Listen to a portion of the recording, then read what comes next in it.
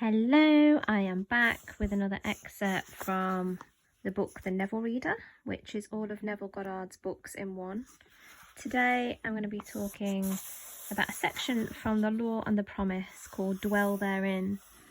And in this section, Neville talks about that man is all imagination and that we have the power through our imagination to alter the course of our destiny. He says that imaginal activity, living in the feeling of the wish fulfilled, leads a man across a bridge of incident to the fulfillment of the dream.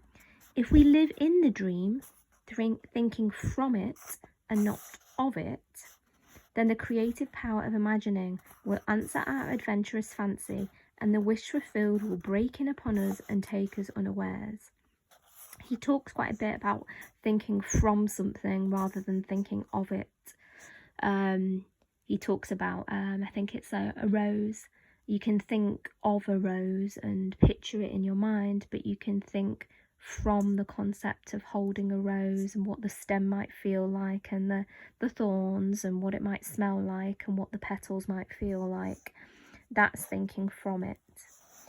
So he says, man is all imagination, therefore man must be where he is imagination, for his imagination is himself.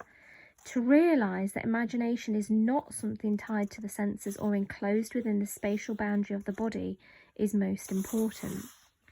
Although man moves about in space by movement of his physical body, he doesn't need to be restricted. He can move by a change in what he is aware of, so what we're paying attention to.